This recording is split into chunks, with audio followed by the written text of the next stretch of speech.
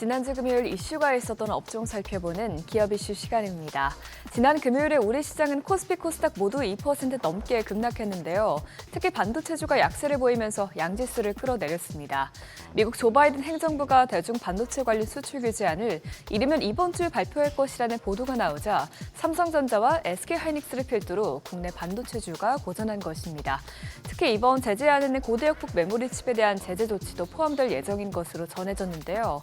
이에 따라서 블룸버그는 삼성전자와 SK하이닉스, 마이크론 등 고대역폭 메모리 칩 제조업체들이 이번 조치로 인해서 타격을 입을 것이라는 소식통을 인용해 전했습니다.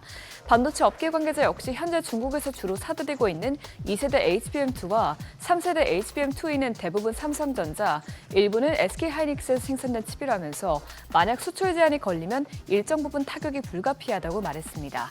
마감 상황을 살펴보면 YC캠이 6.59%, PSK홀딩스가 3.35% 떨어졌고요. 한미반도체가 2.99%, 삼성전자와 SK하이닉스가 각각 2.34%, 0.74% 낙폭을 나타냈습니다. 반면 미국에서 반도체 수출 규제안이 조만간 발표될 것이라는 소식이 나오자 히토류주는 일제히 강세를 보였습니다. 미국과 중국 간 기술 패권을 둘러싼 경쟁이 히토류까지 확장될 것이라는 전망에 투자 심리가 살아난 것으로 보이는데요. 실제로 중국은 최근 1년간 미국에 맞대응하기 위해 히토류 산업에 대한 지배력을 지속적으로 확대해 나가고 있습니다. 현재 시간 28일에도 중국 광산기업이 브라질에 위치한 히토류 기업을 약 4,750억 원에 인수했다는 소식이 전해졌는데, 이는 중국이 자원 생산 체인을 다각화시켜 히토류 공급을 안정적으로 확보하려는 행보로 해석됩니다. 이 같은 경쟁에 결국 국내 기업들도 수혜를 받을 것이라는 기대감에 관련 주들이 뛰어올랐는데요. 마감 상황 보면 삼화전자가 7.05%, 대원화성이 6.27% 뛰었고요. 이지가 1.71%, 또 세노토과 현대 BNG스텔이 각각 0.57%, 0.33% 오름세를 기록했습니다. 트럼프 당선 이후 머스크 관련 사업들에 대한 규제가 점차 완화되고 있습니다. 최근에는 미국 연방통신위원회가 스페이스X에게 티모바일 일부 커버리지를 제공할 수 있는 조건부 승인을 내줬다는 소식이 전해지면서 사업체에 대한 규제 장벽이 허물어지고 있다는 평가가 나왔습니다.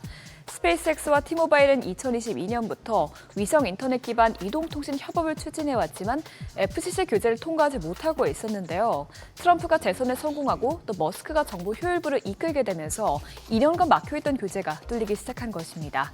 이에 따라서 미국 내 티모바일 사용자들이 스타링크 기반 이동통신망을 이용해 음영 지역에서도 전화 및 데이터 연결이 가능해지게 됐는데요.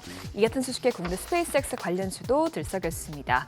LK사명은 스페이스X에 탑재될 렌즈를 개발했다는 소식에 26.64% 올랐고요. 스페이스X의 지분을 보유한 아주 알비토이자가 7.87% 상승했습니다. 이어서 나노팀이 12.64%, HBM이 6%대 뛰어올랐습니다.